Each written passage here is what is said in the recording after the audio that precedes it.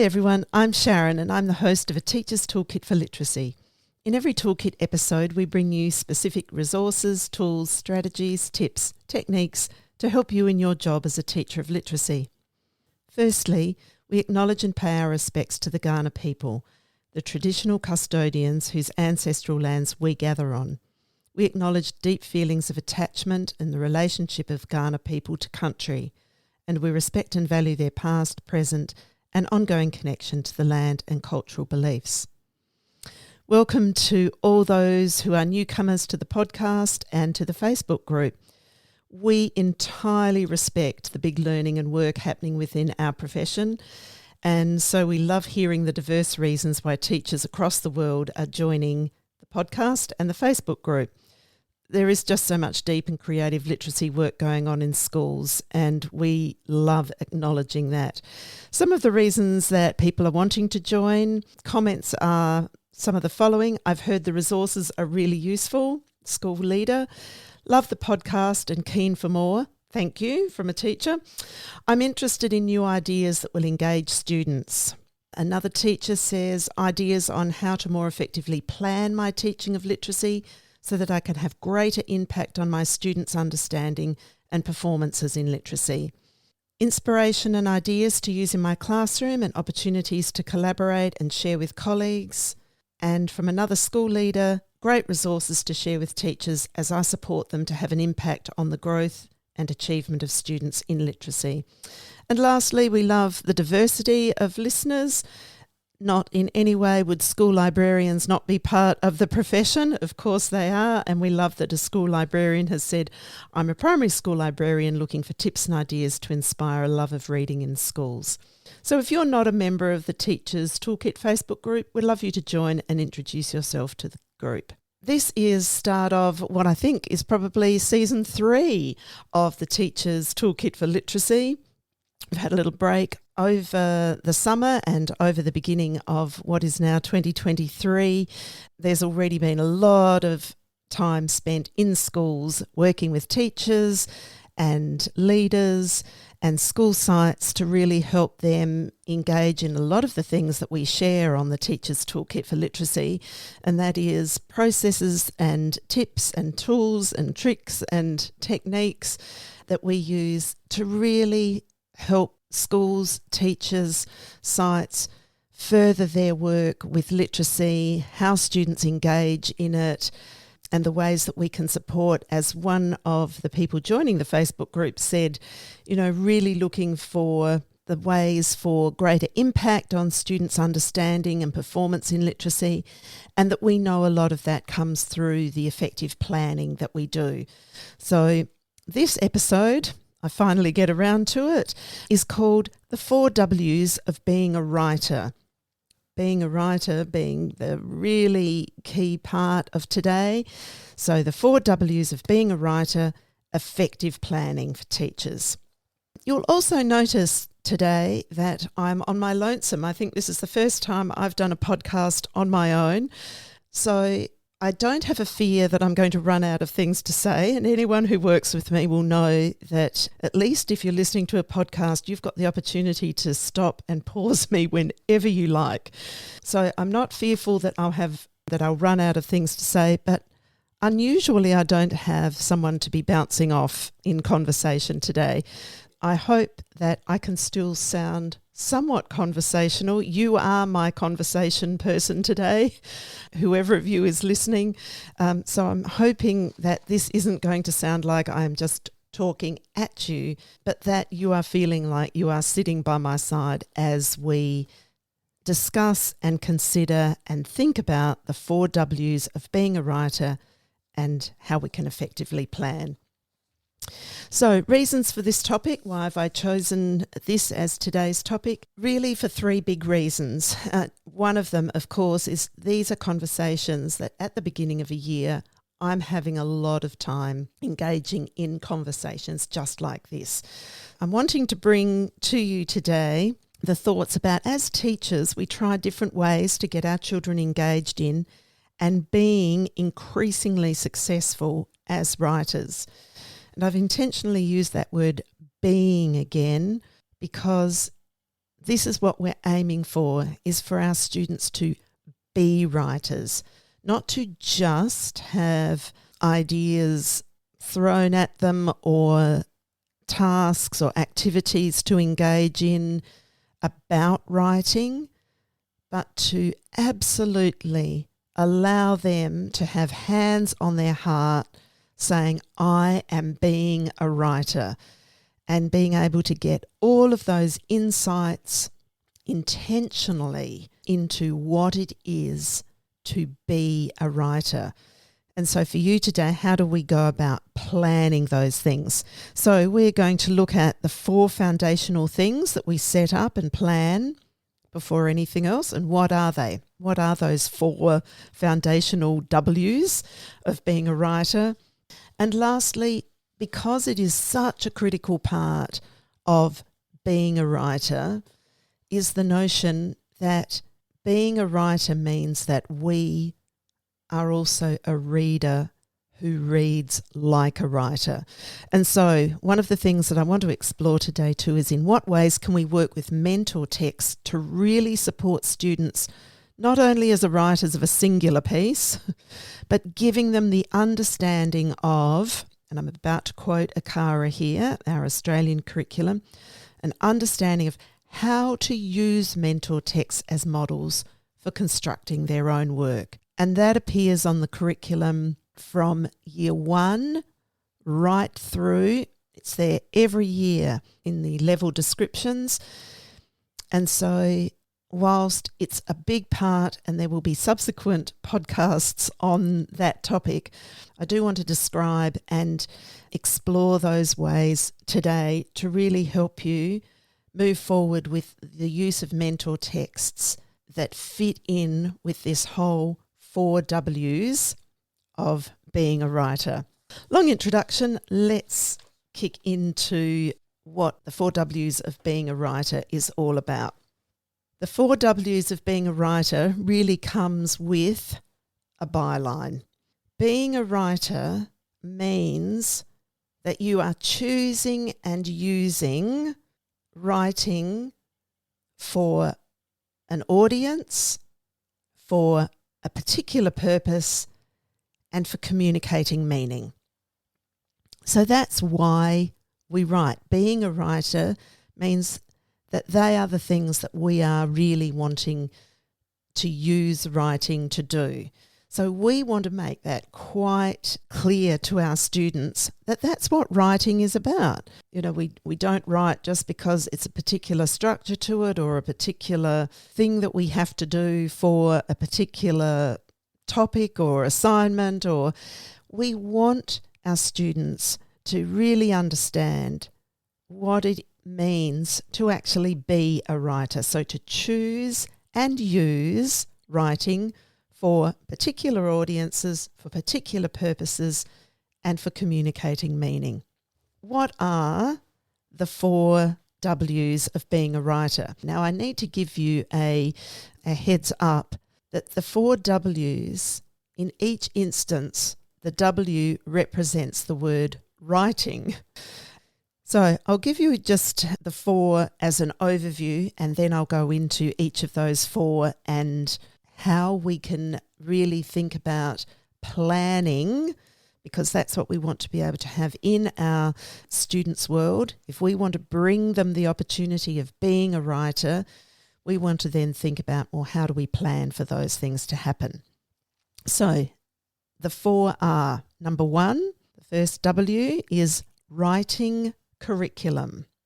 So really thinking about what is the writing curriculum that we are, by our state or our country, what is the writing curriculum that we are to bring to our students? Number 2 in the 4 W's of being a writer, number 2 is writing process. So what are all the processes that we engage with as a writer? If we're being a writer, what processes are we engaging in? The 3rd W of being a writer is writing traits. So what are the behaviours and traits that good writers are thinking about as they write, which is really drawing in then on the craft of being a writer. What's the craft of writing? And so what is the art and craft of writing? So number 3, writing traits. Number 4, writing workshop. And the writing workshop is a fundamental element in that it provides a vehicle for students being able to see writing being modelled, to practice writing independently, and to reflect on and share on what they've done as a writer through that process. I always add to writing workshop that it isn't the writing workshop alone that gets our students being writers. It's because we have a reading workshop as well, that we have a daily opportunity for students to read like a writer, to think and explore, so think and look at texts and explore those texts, gaining bigger understanding not only of what the text is about, but a bigger understanding about how that text is working and what the writer has done for their audience to achieve the purpose and to communicate their meaning so effectively. So writing workshop never is a standalone. It's because we would have a daily writing workshop and a daily reading workshop that together allow those things to happen. All right, so strap yourselves in and we'll go through each of those 4 in more detail, but still only giving you an overview of it because I'm quite aware that if you aren't sitting with pencil and paper, that creating a picture of this really requires you to do some visualising today. And then after you've done that visualising, you might like to return to the podcast and do some pencil and paper jotting of what does this look like for you. But right now, for any of you, I want you to just do that visualising, be in conversation between your visualising and what I'm saying to try and picture what is it that as teacher you might be planning at each of these stages within each of these 4 W's to bring writing to your students and to increase their effectiveness and increase their motivation and engagement with writing. Let's talk first of all about number 1, the writing curriculum. I'm going to reference the Australian curriculum because I'm based here in Australia, but wherever you are, have a look into your curriculum. It isn't unusual for us to find that most curriculums look very similar and have elements that I'm going to reference now that, we'll find in any curriculum that we look at. Our curriculum isn't divided into reading, writing, spelling, oral, speaking, listening. It is divided into 3 strands, and those strands are totally interconnected, and those 3 strands are literacy, literature, and language. So when we look through at all of the elements of what it is that we are enabling our students to understand about writing, let me go first of all through to the literature strand, where it talks about these things. It talks about our students engaging with and responding to literature. It talks about them examining literature and then creating literature. So within the literature strand alone, it begins with literature and context, but then it talks about engaging with and responding to literature, examining it, so looking at how texts work, and then creating our own. Now, I love that in our curriculum, in the literature part alone where it says creating literature, it talks about students experimenting and adapting texts. So this falls into this whole imaginative strand of literature that we are talking about. So our curriculum then also breaks it down into these aspects, that students will engage with a variety of texts for enjoyment And those texts will be imaginative, informative, persuasive. And that these texts that we are reading, these imaginative, informative and persuasive texts, will also be used, not just for enjoyment, but will be used by students as models for constructing their own. So right there, we have this whole reading-writing connection. We have our students engaging with texts across the range of imaginative, informative and persuasive for reading, looking at them as models for constructing their own, and then constructing or creating their own texts. So that's that beautiful thread, and why we can't separate out a reading workshop and a writing workshop and say that those things would be separate.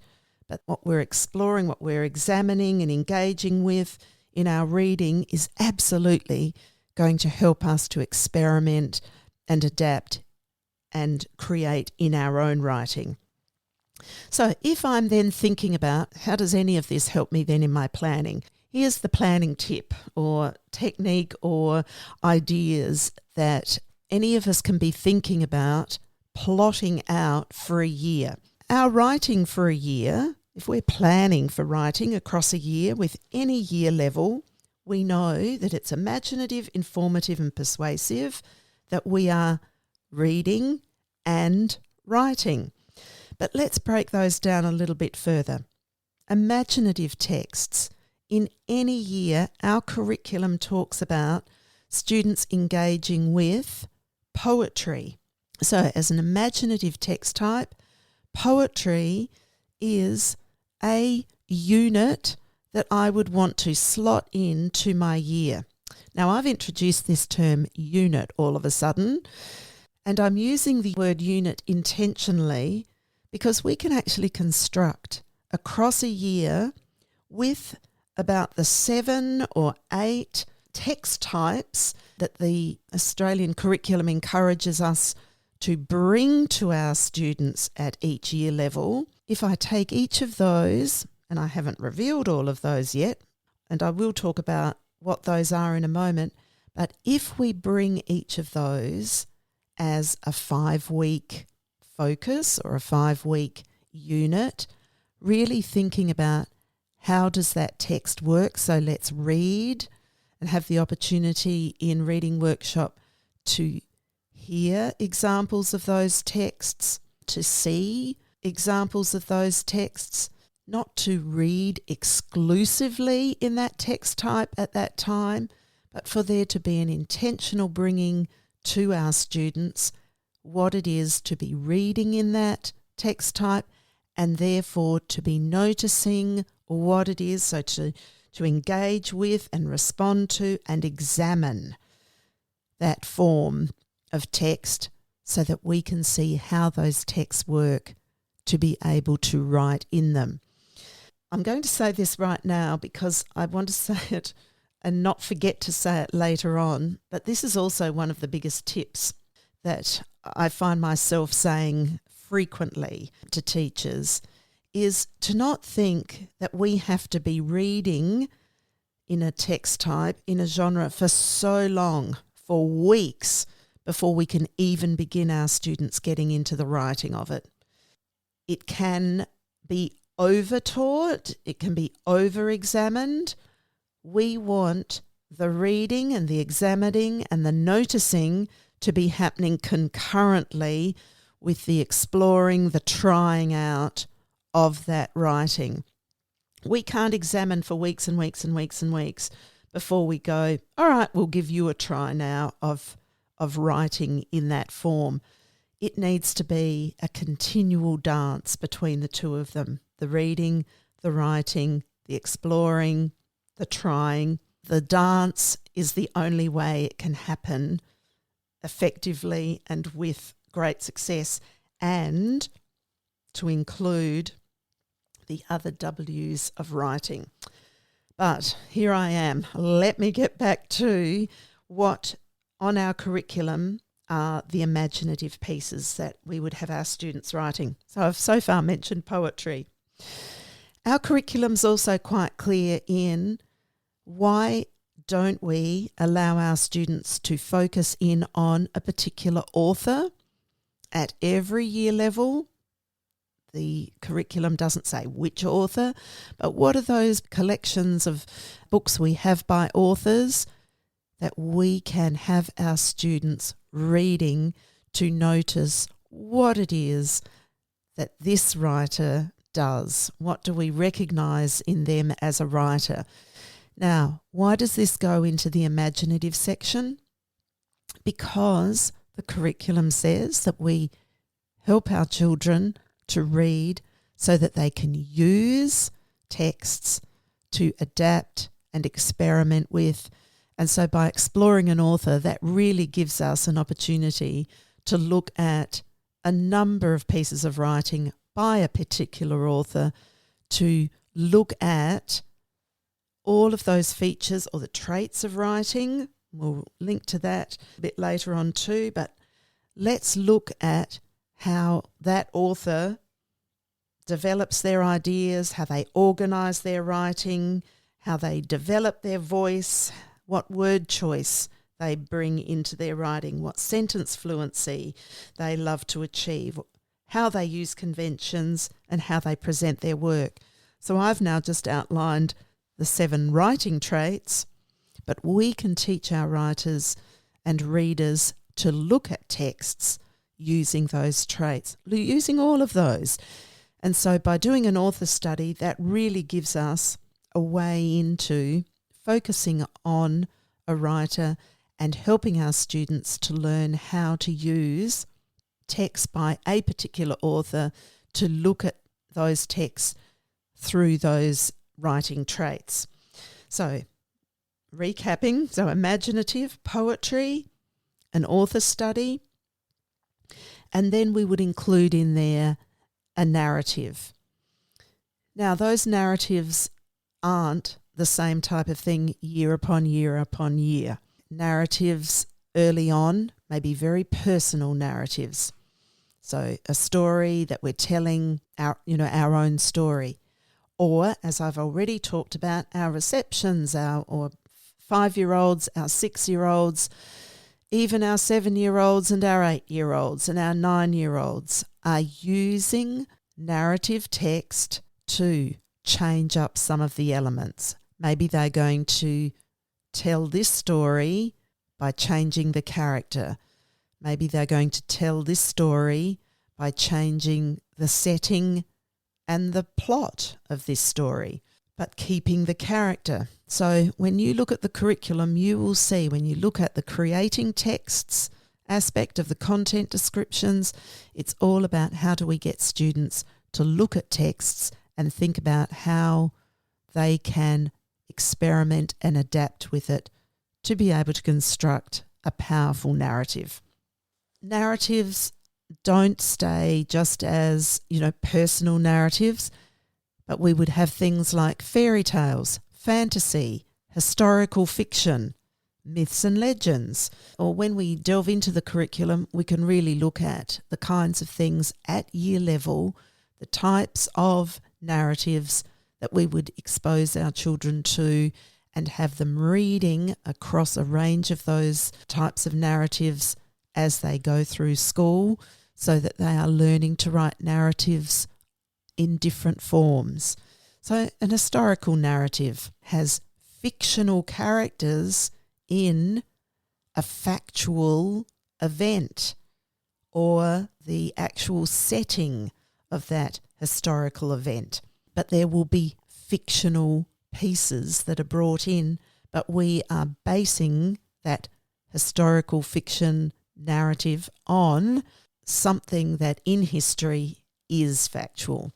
So lots to choose from across those types of narratives, and they're all our imaginative types that we might plot into a year thinking, right, have I covered? It's a good checklist for all of us to go, poetry. Am I bringing students the opportunity to be reading, exploring, examining poetry and know how to choose and use poetry as a form of writing for different purposes and audiences and as a way of communicating meaning. So some of us love to do poetry across the year and bring poetry into lots of different things that we're doing and make it something that runs across the year. But looking at how poetry works, whether it's across the year or whether we're taking a unit of it, it's that same thing that we need to be thinking about. How are we helping our children to be able to choose and use for various audiences and purposes and to communicate meaning and to write in different types of text? All right, informative. So informative writing, and I'm taking a very long time here on the writing curriculum alone, but informative writing, we've got procedures, we've got reports, we've got recounts. I've kind of used the noun of all of those things. Maybe it's also useful for us to think of those as the action or the verb rather than to call it, let's write a procedure. Maybe we're going to use it as a verb to say what procedures are we going to give our readers so that they can understand what to do in the process. If we are writing a recount and we're using the noun, what if we are saying we're going to recount?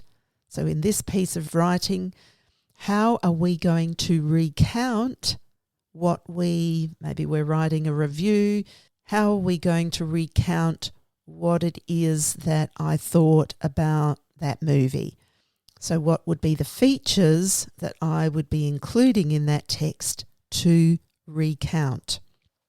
So I think in writing, if we're going to be a writer, we want to be able to have our children, our students thinking about what is it that we would be doing in any form of writing to help our reader understand what it is that we are trying to communicate and what meaning we are trying to communicate. So little tip there in changing sometimes the noun, giving the writing, if we're saying it's a noun, change it into an action, change it into that verb, change it into what is it that we are doing as writers, how are we being as a writer to help our reader. Reports, and let me just say in their reports, oh my goodness, what is a report? We are reporting on information. We are informing our reader. We are reporting to our reader what we know, the facts and the information that we know and that we've learned, that we've discovered, that we can share and that we are communicating to our reader. So in all of those instances, let's keep a handle on the action, not just on that noun that tends to then become very static. If it's a noun, maybe we think it's got a particular structure. I don't think that lets us have our writers being writers where they are choosing and using. It's intentional that we're talking about being active. All right, there are probably many more things to say about the writing curriculum, but this was meant to be an overview for you, and I've already talked for a long time about just number one, the writing curriculum. The writing curriculum has already mentioned then the importance of mentor text, but I'm going to leave that part just for the last bit, not because it is the least important, but because I want to talk about that specifically within the framework of all of these 4 W's of being a writer. So number 1 was writing curriculum. Number 2, writing process.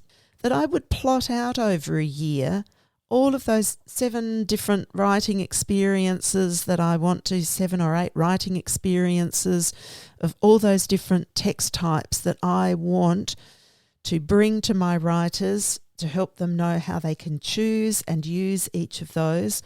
I'd plot that out over the year. For many of us in Australia, we have 4 terms, and so I generally love to plot out 2 of those a term. I like to plot out an imaginative and a persuasive or informative in a term, or I love to plot an informative and a persuasive. I like to plot two different types of writing, and then that gives me, out of my imaginative, informative and persuasive, all of those other, well, what I'll call sub-elements, subtypes of text beneath those. That I'll have an imaginative poetry, then I might have an informative procedure.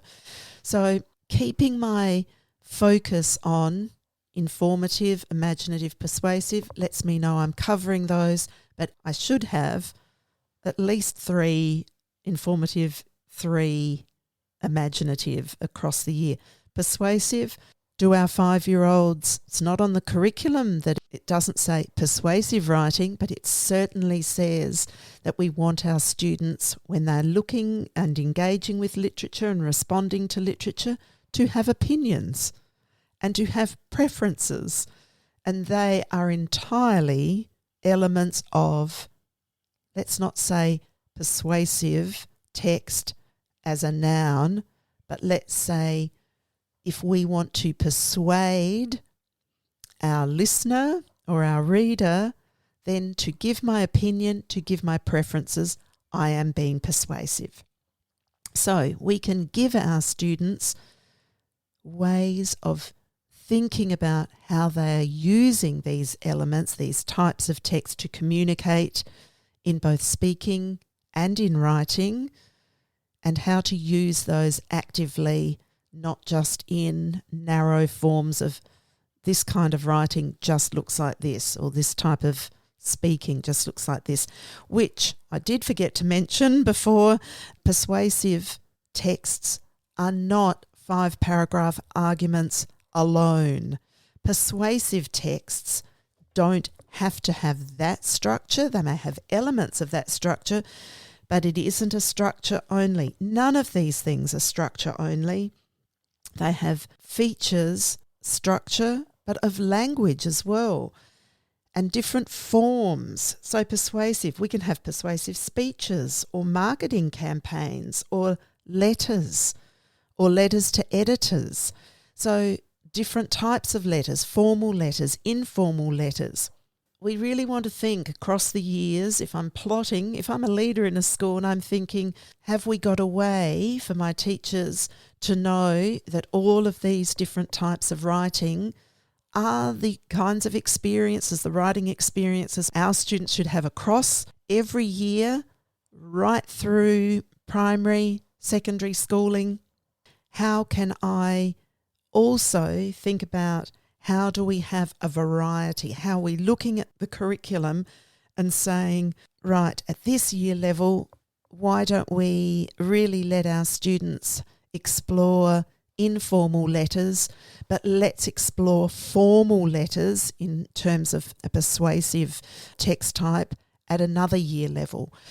Why don't we have speeches as a type of text, persuasive text, and let's look at the successful speeches and features and structures of successful speeches that we can access. TED Talks are a good place for that.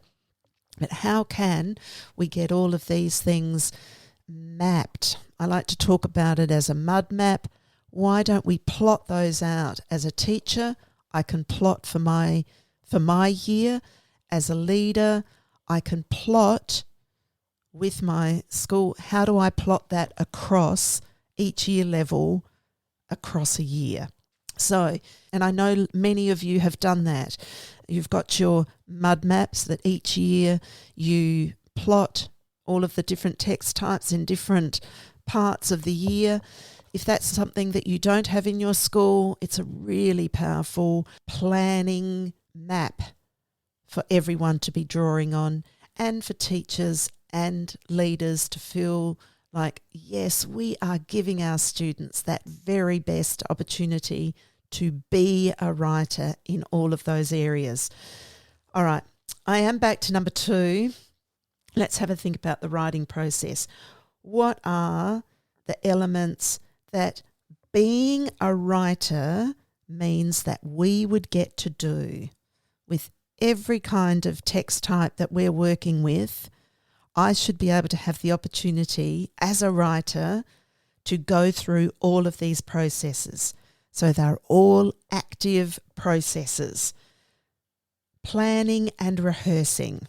First thing, after I've thought about what am I choosing and identifying as my purpose and my audience and my meaning that I'm wanting to communicate. So number one, I'm going to be planning and rehearsing. Now, planning and rehearsing, I find, is something that is least planned for by teachers. How are we teaching our students to plan and rehearse, to be planners and rehearsers? So, planning and rehearsing, drafting and revising. So, in that writing process, first part, planning and rehearsing, second part, drafting and revising. Some of you may have thought of this as a bit more linear, that we would draft and then we revise. I put drafting and revising together. The process of revising isn't after I've done everything, now I revise. Revising is a critical part of the drafting, the trying out, the getting this going process.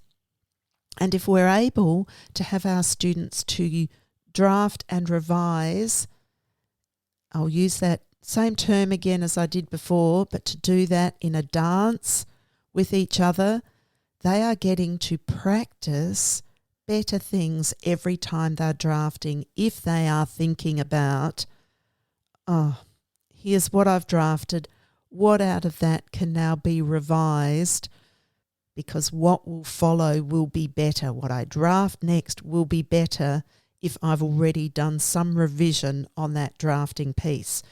Now, some of us might say, oh, some of my children are just better doing the whole draft and then coming back to work on it.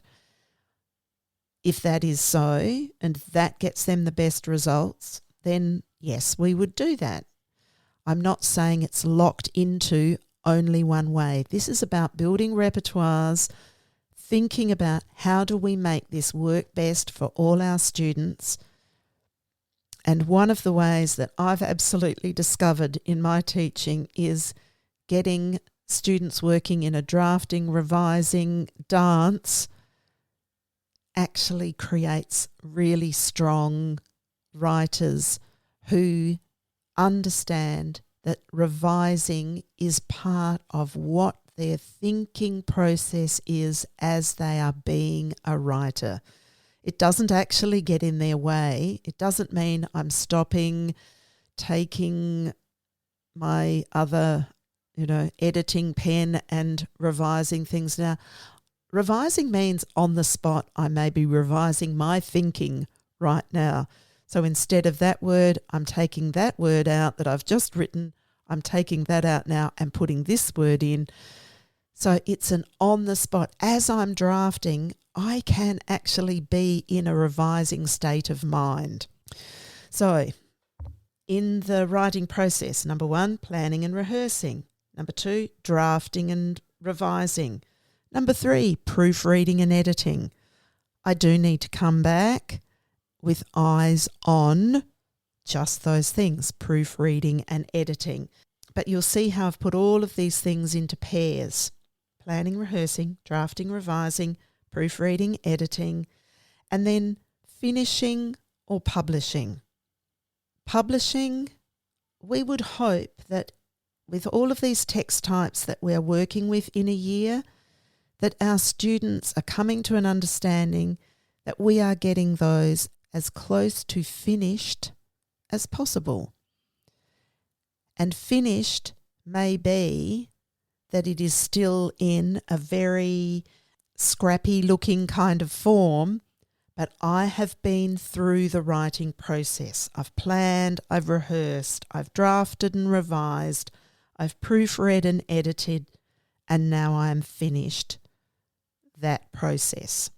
Sometimes we're going to take that through to the next stage, finishing and or publishing. And publishing, allowing us to go into that full presentation stage and making all of those decisions about layout, text features that I might add in there if it's informative, about having a index and the contents page and where all of these things are sitting and falling within that piece. It might not be that I ever get to do that if I just finish, if I don't get to a publishing point. So we do want our students to be able to also get into a publishing phase, but sometimes we will use that term finishing, that we got it to this point where we have still gone through all of those processes. Finishing isn't, I did a draft and I'm done. There's nothing I want to change. I can't see anything that needs no spelling mistakes or no punctuation that needs to be put in. The writing process means that we as a writer, we have been a writer by going through all of the processes from planning through to finishing. And finishing in its full meaning means that we have published it. And by publishing it, I have thought about my spacing, my handwriting, or my font use if I'm typing it. I have thought completely of all of those things. That now means that my writing for my audience, for its chosen purpose, can now communicate its meaning most effectively because I have been through that complete process.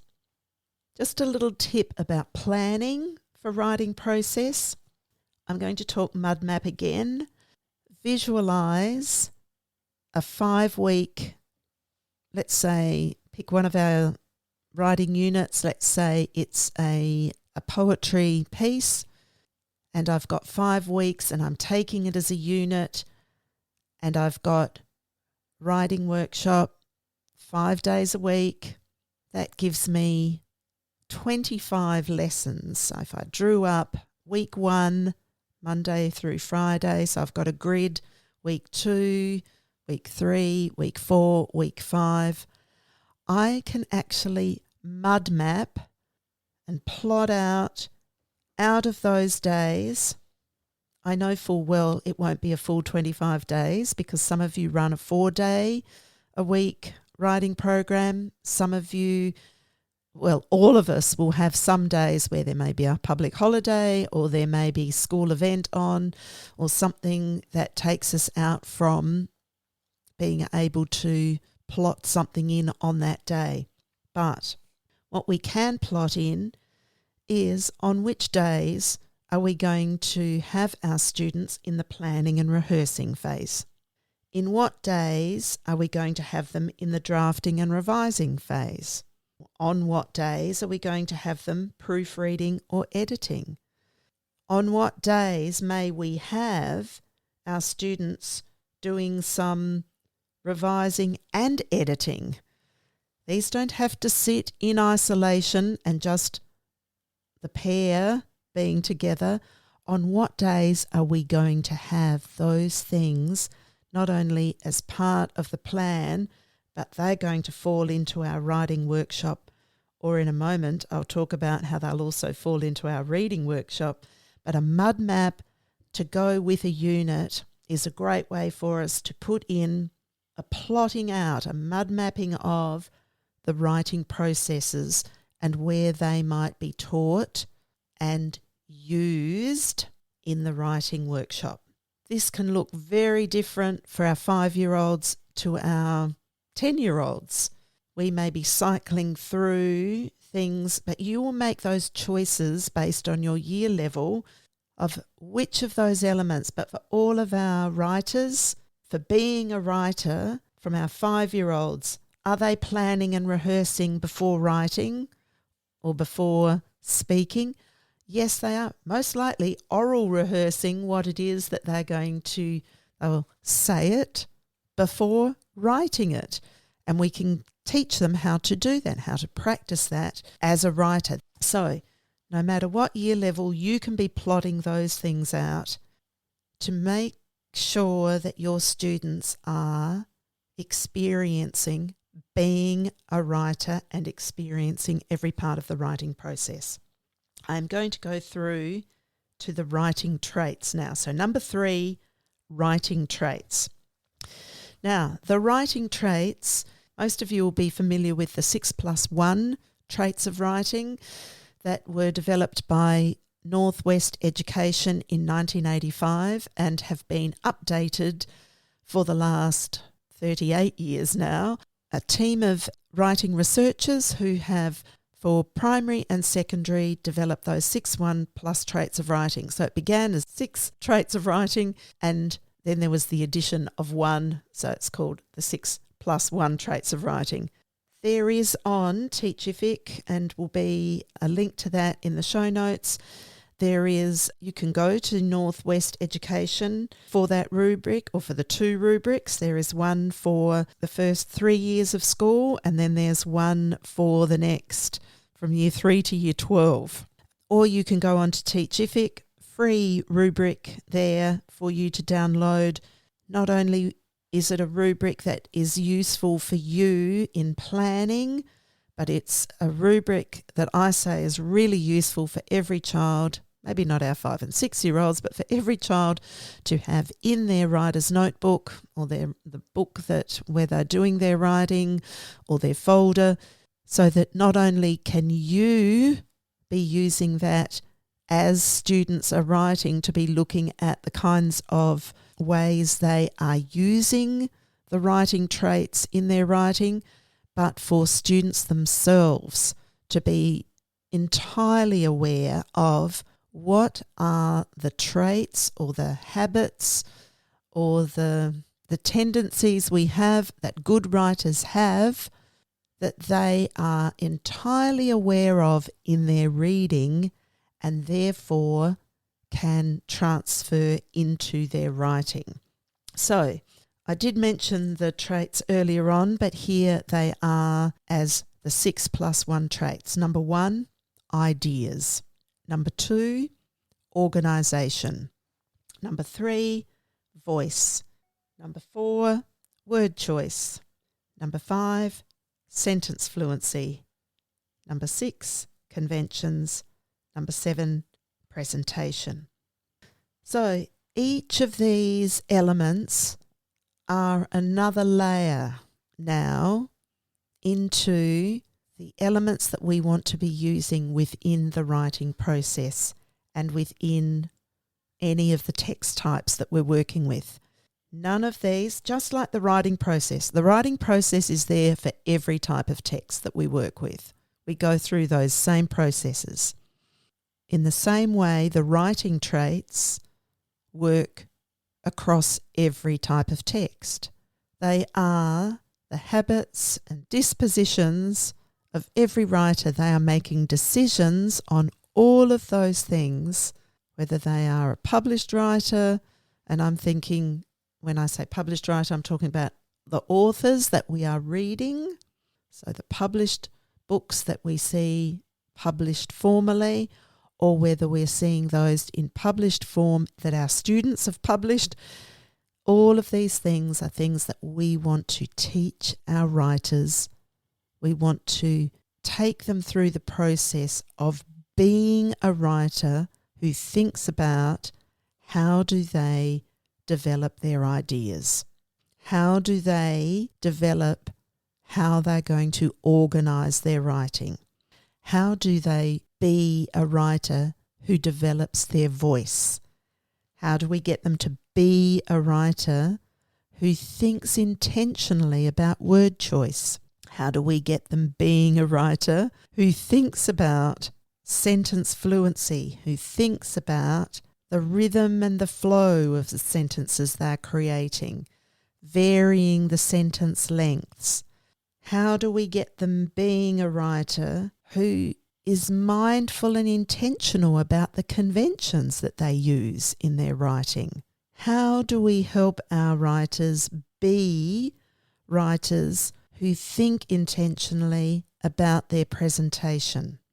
So The writing traits are a powerful framework for us to have our students in the planning processes, in the drafting and revising processes. These are like the detail parts. These are the process part. But now what is the writer? What is the writer drafting? And how is the writer drafting and revising their word choice or their sentence fluency or the organisation of their piece? So also attached into the show notes will be another document that is a summary piece of absolutely tremendous book written by Ruth Cullum, who has written a number of texts around using mentor texts. But years ago, when I first met Ruth at a conference and purchased her book, The Writing Thief, which is all about how to use mentor texts across all types of texts, so imaginative, informative and persuasive writing. It will be available on Teachific, but it's a summary piece around, this one actually happens to focus on narrative writing. I've just made a summary of all the things that Ruth has to say about if we're writing narratives, what do we get our students to think about in ideas, in each of these elements, in each of these writing traits. And then she also divides up each of the 7 writing traits into 4 smaller categories which work for any type of writing. So what I am trying to give you here too is some access to some other professional reading and professional resources. Many of you will have Ruth Cullum's books in your professional library, either at school or in your own personal library. And she is somebody that I can absolutely recommend as someone to help you really work deeply and solidly and build a great understanding of how the traits work through mentor texts. Jennifer Seravallo, in her book Writing Strategies, covers all of the writing traits. There are many, many, many examples of using mentor texts, using the writing traits. The first thing I want you to deepen your understanding of too is, what are those traits and how are we working towards those traits being part of our students' way of being as writers. So number 1, being aware of them, both you and your students. And number 2, being aware of what that means. What is it that our writers are being as they use those traits? So, little tip about the planning. I like to, when I have a mud map of, I've got my units across the year mud map, I've got my unit mud map for this particular unit, what writing processes am I mapping out, in what process are my students going to be on different days, and then I can also attach some of the writing, I want to cover all of those writing traits across a unit. I want my students not just thinking about one of those things alone. I want them being a writer. I want them choosing and using understanding around each of those writing traits across any unit. There should not be any reason why I am not thinking about and just leaving off and not thinking that any mentor text I'm using can't have my students thinking about any one of those writing traits as they look at those texts. So we want our students thinking about being and having each of those traits as they are writing.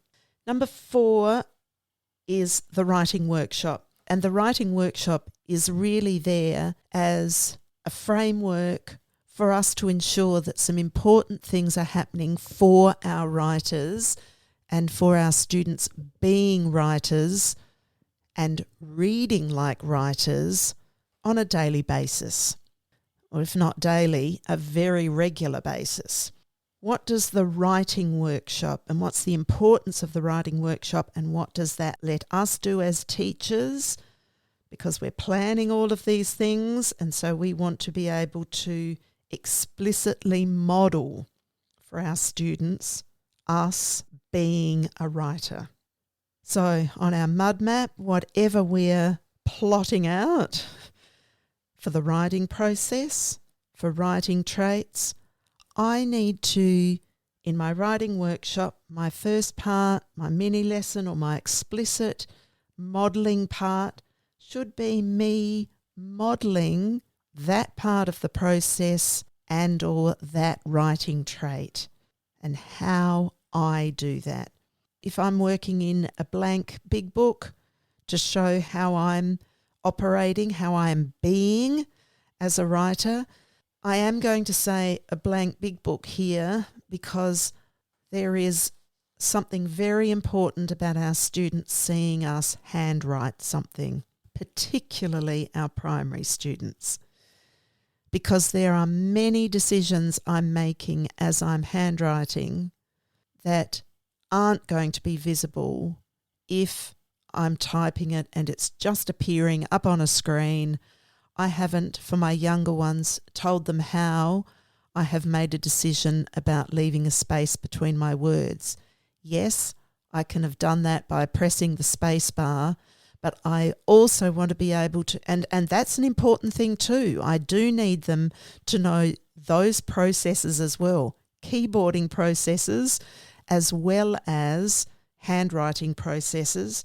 But I also want to be able to, there may be letter formation pieces that I'm thinking about.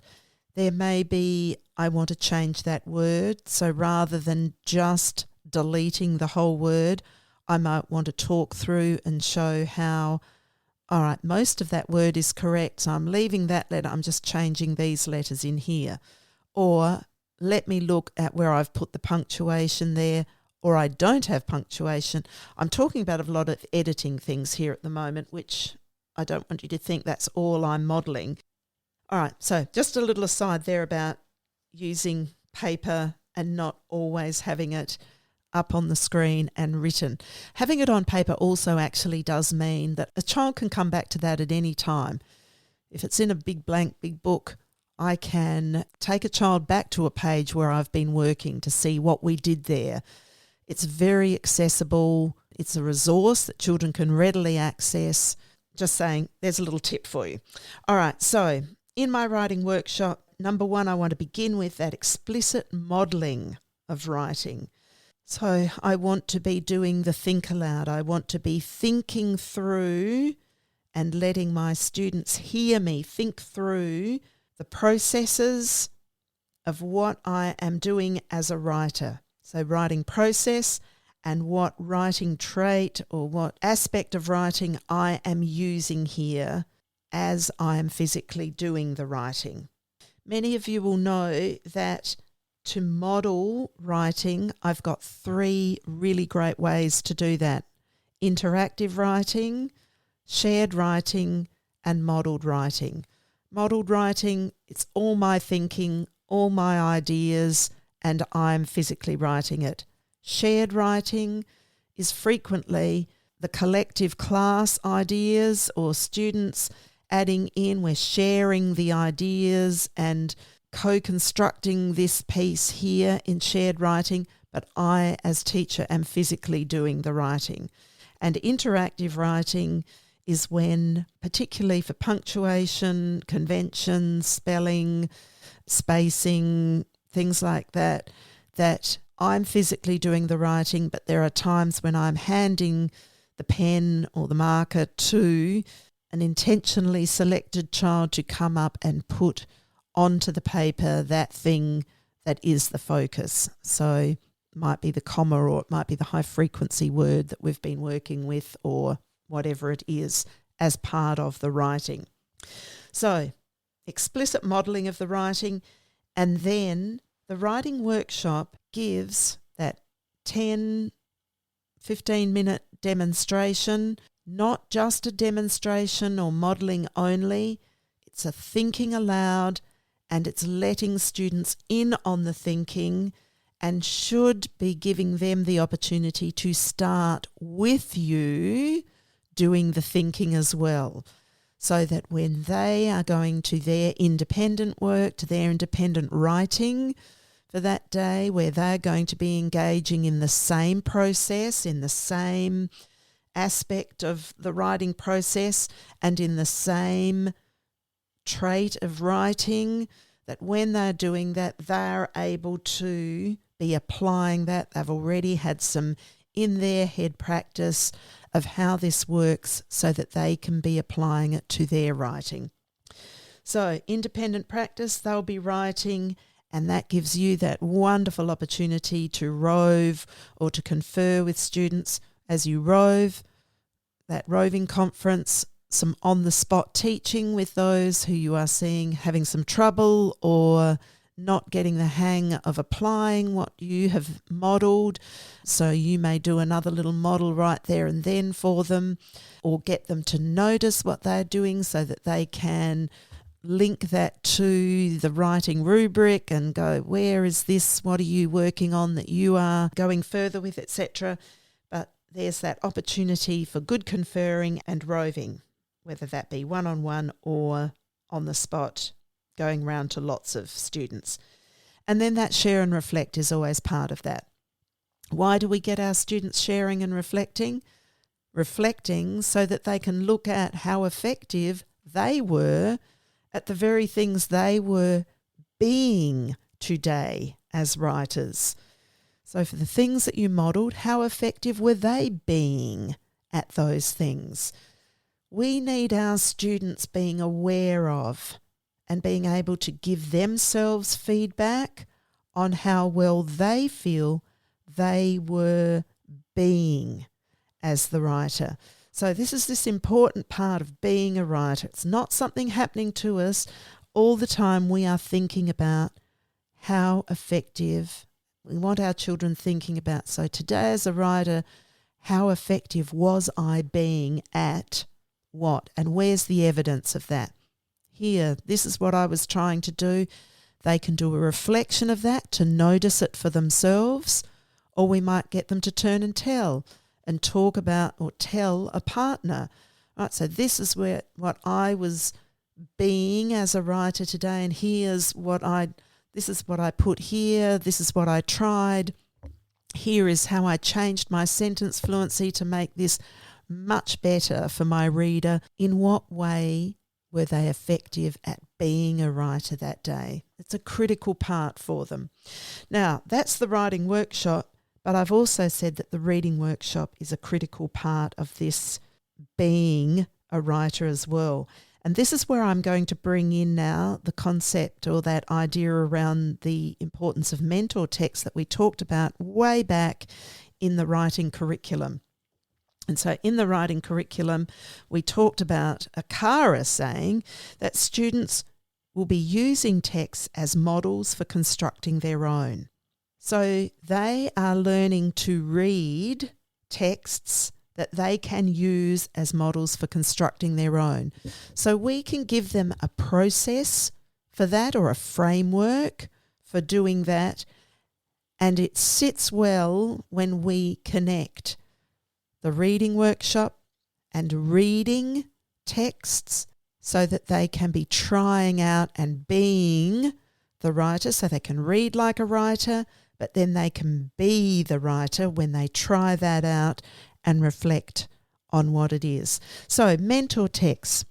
If we are wanting our readers to read and use them as models for constructing their own, there's a 4-step framework for that. The first one is using mentor texts.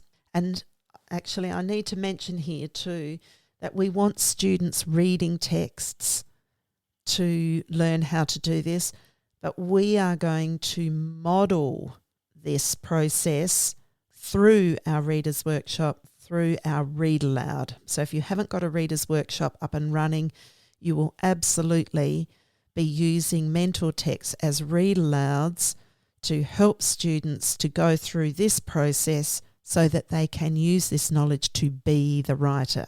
So the process is 4 steps. Number 1, notice and name. What are we noticing and naming? We are noticing and naming what the author, what the writer is doing against the writing traits. We don't have to get them naming and noticing, or noticing and naming something about every writing trait, but that's what we can, that's the lens we can get our readers to use to notice and name. So we can pick up a book, or we can read a book to our students, and we can get them to notice and name, right, ideas or organisation or voice or word choice, sentence fluency, conventions, presentation. We can get them noticing and naming.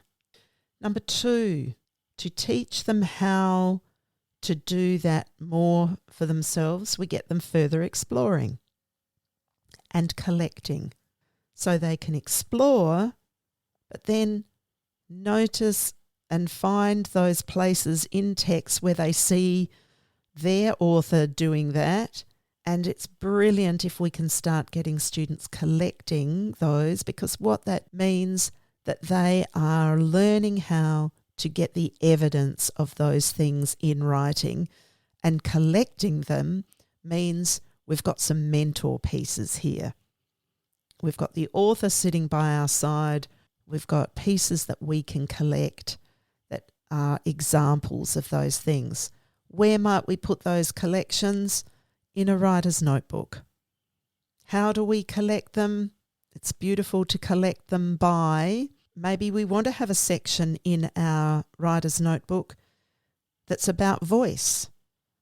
And our students might have a double page, and when they find evidence of a writer using voice, or the kinds of things a writer or an author does that lets us know, wow, that is that writer's voice. I can tell that every time, that they can put evidence of that there. So explore and collect.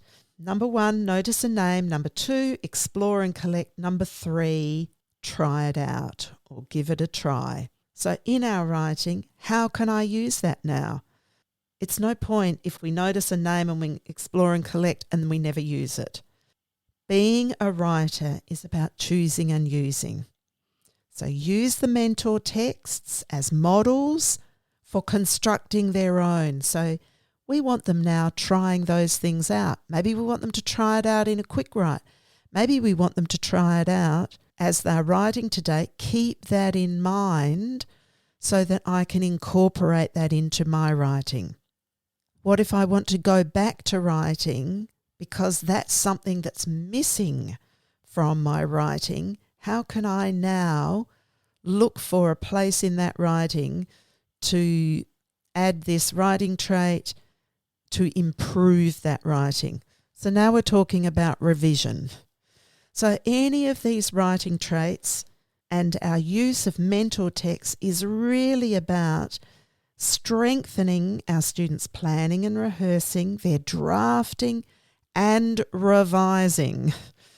So this is really getting better at crafting during their drafting and crafting as they're revising. So the 4 steps then, after number 3, give it a try or try it out, we would get students to reflect and celebrate on those things. How well did that work? Did that improve my writing? Have I just written in a way that I've never written before?